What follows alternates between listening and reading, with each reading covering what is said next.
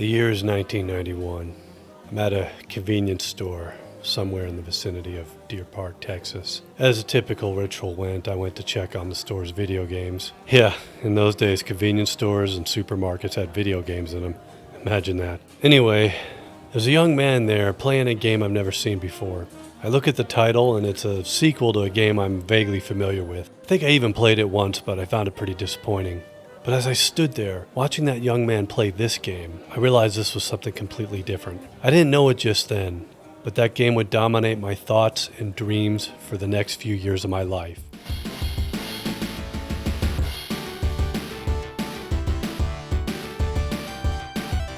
One major generational gap I often encounter when it comes to gaming, even when talking to people who aren't much younger than me, is the arcade game experience. Video arcades haven't completely disappeared, but back when I was growing up, you didn't just find arcade games in arcades. You could find them in convenience stores, supermarkets, airports, bowling alleys, even hospitals.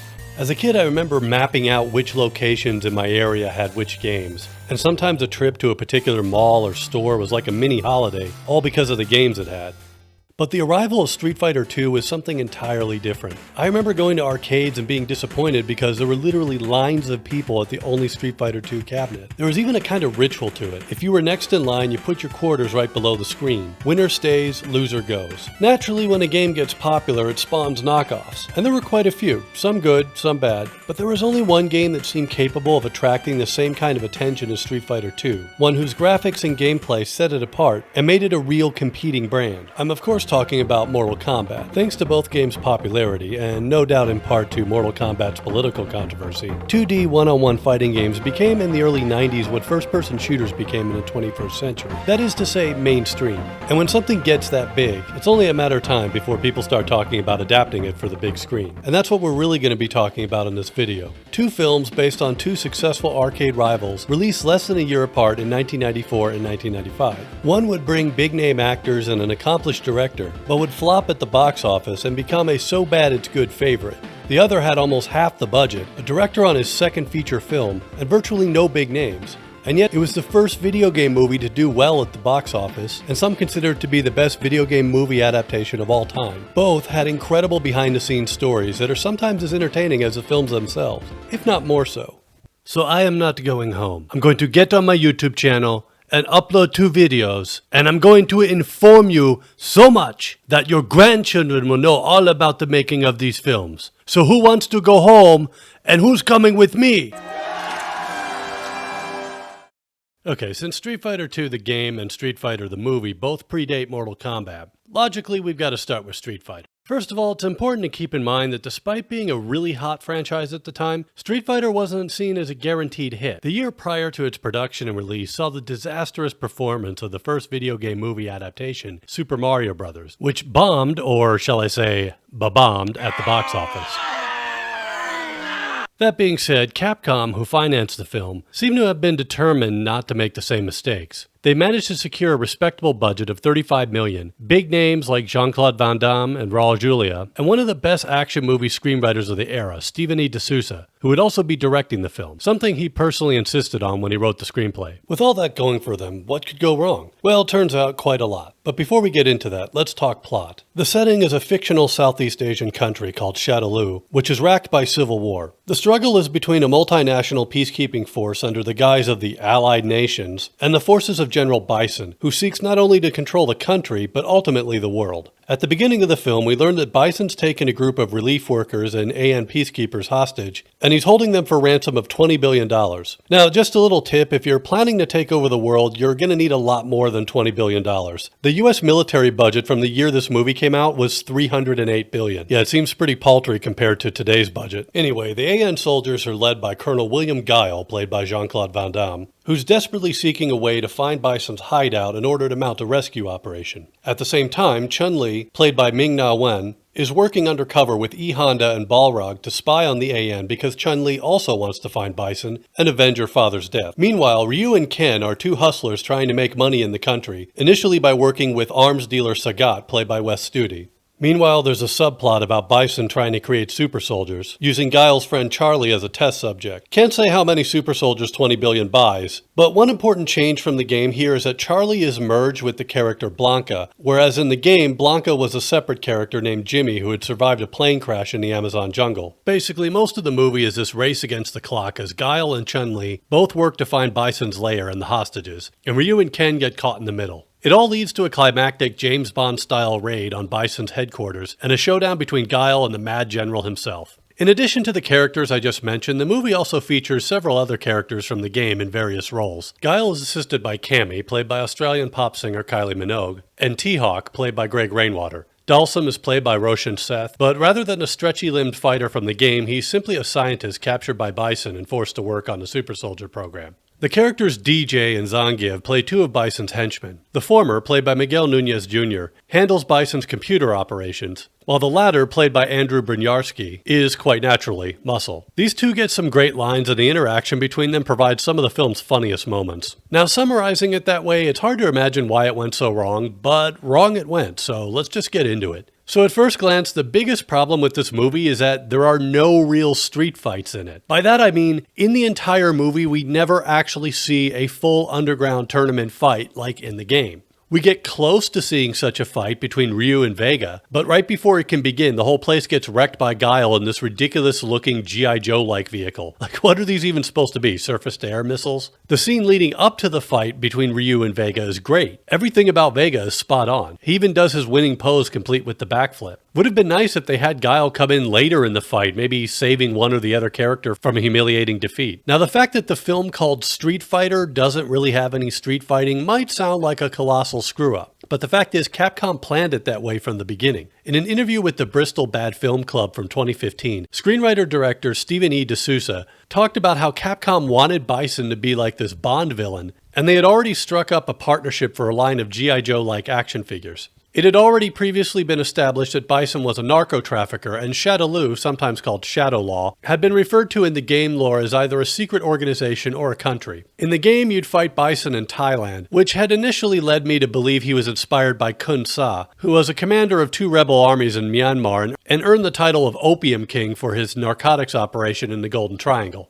I could never find anything to confirm this though, and everything I did find on his design points towards villains in a Japanese film and a manga series. When you look at that, the resemblance is immediately apparent. Raul Julia, who was suffering from terminal cancer at that point, took the role for the sake of his kids, who were huge fans of the game. Though the shooting was incredibly hard on him and his condition, he poured his heart and soul into what would ultimately become his final role. Julia passed about a month after the production wrapped, and the film was dedicated to his memory. For all the derision this film has got over the years, Julia's sacrifice for the sake of his children is arguably the most recognized positive part of its legacy. Julia embraced the producer's demand for a Bond villain and studied historical dictators and their mannerisms to emulate them on screen. His performance steals the show every time, and it's no surprise he delivers almost all the best lines, including this classic.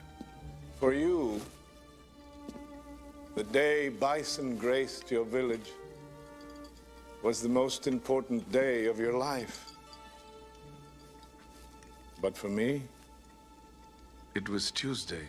It's easy to think Street Fighter was another disastrous video game movie akin to the previous year's Super Mario Bros., another film that strayed very far from the source material. But when you get down to details, the two couldn't be further apart. Capcom wanted a James Bond, G.I. Joe-like film from the start. And unlike many of the people behind Super Mario Bros., Street Fighter's writer-director was quite familiar with the game. In fact, when you look at Street Fighter through the lens of G.I. Joe and older, campier Bond films, it really does hit the nail on the head perfectly. So what did go wrong? Well, for starters, Capcom was insisting on a hard release date right before Christmas in 1994. D'Souza actually pulled an all-nighter to write the script. This, coupled with the fact that much of the film was shot in Australia and Thailand, created considerable pressure. But that was only the beginning. Capcom was adamant about getting Van Damme, who was at the peak of his career at the time, and thus his salary ended up being nearly a quarter of the budget. And speaking of Van Damme, he was struggling with a substance abuse problem at the time, and as a result, he often wasn't available to shoot his scenes. Meanwhile, many of the locations in Bangkok turned out to be completely unsuitable for shooting, causing even more problems. Finally, once the film was wrapped, they had problems with the ratings board, who insisted on making it an R when Capcom was striving for PG-13. Eventually, after cutting a ton of stuff, they received a G rating, which from their point of view was as bad as an R. D'Souza managed to secure the PG-13 by ADRing a line with the word shit in it. The film made its release date and only secured $33 million, that is to say, less than their original budget of $35 million. However, worldwide sales came out to $99 million, so it was in fact profitable. I remember seeing the thing on opening day and being pretty entertained by it, if not a little disappointed not to see my favorite character at the time, DJ, actually fight anyone. See, in the game he's a kickboxer, but in the film he's just Bison's head IT guy. He still gets those great lines though. I ended up seeing it one more time a bit later, and I already kind of understood that, yeah, it was a bit dumb.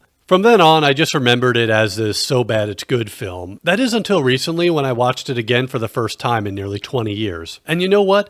I sort of gained a new appreciation for the film. Yes, it's basically a live-action G.I. Joe film, and yes, it has all those ridiculous things like the clearly labeled mutagenic chemicals, and Blanca's humanity is saved by switching his Clockwork Orange-style brainwashing videos from Hitler to Martin Luther King Jr., but one thing you can't ignore is that the film was intended to be funny from the start, and to tell the truth, some of the jokes and quips still land. Some of the cast do a better job than others, but even some of the minor characters are really giving their all in some scenes. It's not just their lines either. The use of facial expressions and body language really helps sell some of these jokes. Also, speaking of jokes, you gotta love some of these period-accurate First Gulf War jokes too. Say, anybody out there know what to do if a Bison trooper throws a hand grenade right in your face, huh?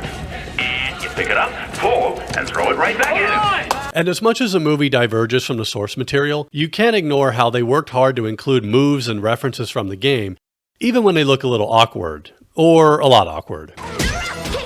Also, seeing this film as an adult and seeing some of the more ridiculous things is even funnier now because you notice things that you never would have as a kid because of ignorance. For example, you notice the propaganda posters that are obviously based on real-life ones from the Second World War. And speaking of things on the wall, this film practically invents its own writing system where everything is written in this font that's basically Latin letters with little loops on them in a half-assed attempt to look like Thai or Khmer or something. Also, anything military related in this film is completely insane. Probably the funniest example is when Guile is on his way to Bison's headquarters. Guile just pops in this videotape of him and his best friend Charlie harassing some women at a restaurant, just to reminisce in the middle of this covert mission. Meanwhile, Cammy and T-Hawk are looking at this thinking, this guy's definitely going to get us killed. Of course, all this is just the tip of the iceberg, since he has basically taken control of his own private army once his superiors told him to stand down and actually said he'd be relieved of command. I realize this small British man is a pompous jerk, but like, you can't do that, dude. You're literally mercenaries now, or possibly terrorists. I'm not an international law expert.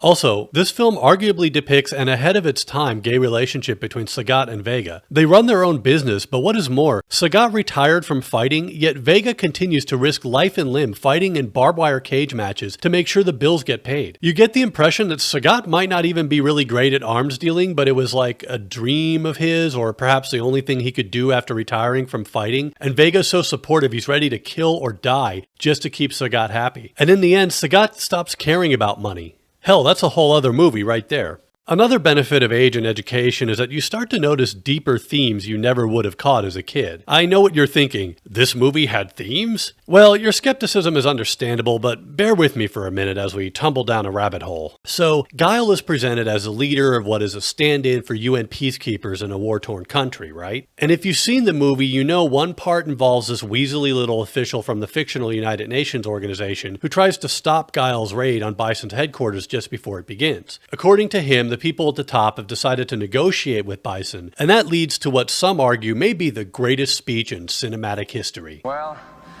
I'm not going home. I'm gonna get on my boat, and I'm going upriver, and I'm going to kick that son of a bitch Bison's ass so hard that the next Bison wannabe is gonna feel it. Now, who wants to go home? Well, here's the thing. In 1994, the UN peacekeeping force in Rwanda was led by a francophone Canadian general, Romeo Dallaire. Dallaire's mission was woefully undermanned, and on 2 occasions in 1994, the very year Street Fighter was being shot, Dallaire's higher-ups prevented him from taking action to seize arms that had been imported and distributed in preparation for what would later become the Rwandan genocide. And that was by no means the last time the UN was blamed for failing to stop atrocities. So yeah, maybe there's a higher message in this film after all. If good men do nothing, that is evil enough. But then there's something even weirder. See, Chun-Li and her team pose as journalists in order to get close to Bison so they can blow him up. Roughly 7 years later, Al-Qaeda operatives posed as journalists to blow up Ahmad Shah Massoud, leader of the Northern Alliance in Afghanistan, just 2 days before 9/11. And speaking of 9/11 in Afghanistan, isn't it interesting that the plot is essentially about the hunt for a terrorist leader in hiding? Okay, maybe that's stretching it a bit too far. I suppose that's a good lesson in the Texas sharpshooter fallacy, and how it's easy to see significant patterns in random noise, and how you can find all sorts of supposedly prophetic messages in even the most ridiculous examples of pop culture. On the other hand, this could be an opportunity. You're watching Intel Skirmish, where we expose the lies of the globalist elite. Today we're talking about the 1994 movie Street Fighter and how it revealed a UN globalist plot to control the world while brainwashing your children into loving the blue helmet wearing jackbooted thugs. See, this movie's shot full of globalist propaganda. There's a globe right in the beginning. They don't even hide it, folks. We'll talk more about that later, but now it's time to talk about another fine Intel Skirmish product. Intel Skirmish patented Brain Dick Force. Grow your brain and dick at the same time with our patented secret combination of all natural ingredients and lead. Order now or forever remain a small brain, small dick mind slave of the globalist elite from the planet Nibiru. Warning, Info Skirmish Brain Dick Force may cause runny nose, dry mouth, nausea, vomiting, delusions of grandeur, sobering realizations of mediocrity, COVID-19, COVID-14, COVID-23, drowsiness, involuntary conversion to Lutheranism, and genital explosion. Okay, that got a little out of hand. I apologize for the digression. We still need to talk about this film's legacy, though. Probably the biggest thing to come out of the film was an arcade game called, not surprisingly, Street Fighter the Movie. This was distributed by Capcom but designed by a third party, and as you can see, it differs greatly from the Street Fighter series in that it uses digitized graphics, much like Mortal Kombat. The game never really caught on, and I think I remember seeing it only one time in an arcade. There were no direct sequels, but in 2009 there was a sort of very soft reboot called Street Fighter: The Legend of Chun-Li. Now, I haven't seen this movie, but apparently I'm not alone because judging by the worldwide gross, not many people did. You know, things are pretty bad when even the worldwide is lower than the production budget. I can't speak with much authority about a film I've never watched, but I think I've got an idea where they went wrong. Yeah, you see this guy here played by Neil McDonough? Guess who he's supposed to be? Time's up, that's Bison. Yes, that is Bison. Judging from the reviews I've read, it seems the film strayed even further from the source material than the original Street Fighter. My working hypothesis is the producers looked at the previous year's Dark Knight and decided that gritty, realistic reboot was the best bet. On the other hand, they leave in supernatural elements like the ability to use magic fire or whatever this is. So you've got this bizarre logic where Bison can't be a warlord and aspiring dictator because that's too over the top, but Chun-Li can do her Kikoken attack. Great job, guys! Now that several Street Fighter anthologies have been released and the game is currently on its 5th incarnation, it's interesting to speculate as to whether we'll see another live-action movie. On one hand, the Street Fighter series today isn't exactly the hottest thing dominating video games the way it did back in the early 90s. But we did see a 2021 Mortal Kombat reboot, so you can't write it off entirely. If it were up to me, I'd greenlight a reboot that does what the original film failed to do, actually features street fighting. I think the original film's James Bond-style plot necessarily made it campy and unrealistic, whereas if the plot revolved around an actual underground fighting tournament, many of the characters would have a reason to have flashy costumes or eccentric personas or names. Bison could still be a narco-terrorist, since that's what he was in the game, but they could have made a story where he's like secretly using the World Warrior Tournament to finance his operation and recruit the best muscle. His henchmen Balrog, Sagat, and Vega could be previous tournament champions that agreed to work for him. One thing I'd like to see is characters winning fights in their home countries. Just like how in the game everyone's got their own stage. Chun-Li's in China, Dhalsim's in India, Ryu's in Japan. It should be a little more hardcore with the violence, but it definitely shouldn't be a gritty reboot, nor should it strive for too much realism. We live in an era when MMA is mainstream, and we all know what two real trained martial artists fighting looks like. Movies like this are about escapism, where people could actually do really flashy moves that don't get them totally stuffed. Audiences have already bought into superhero films, so I think a Street Fighter reboot done with care could succeed at the box office, especially if it could capitalize on the Gen X and early millennial nostalgia. So Capcom, Steven D'Souza, hit me up. So to wrap up, I won't flat out say 1994's Street Fighter is a good movie in general, but it is a very entertaining film that is both intentionally and unintentionally funny. It's almost like a time capsule that gives you a good idea of what the early to mid-90s were like and how Hollywood approached this kind of film adaptation. The most important aspect being they didn't take such films so seriously, and they had fun with them. Virtually every dumb or weird thing you see in this movie is primed to be riffed on. But if nothing else, there's the backstory of a legendary actor who endured such pain in what he knew to be his final months on Earth, all because of his devotion and love for his children. If you've never seen the film, it's a great way to experience what it was like in another era of video gaming and filmmaking, as well as something to just riff on with friends. And if you saw this movie in childhood and basically forgot about it, I recommend watching it again just to see all the things you didn't pick up on as a kid. Even as I was editing this video, I just remembered Bison's electromagnetic powers in the final battle are basically just like those you see in the end of the 1990 comedy Ernest Goes to Jail.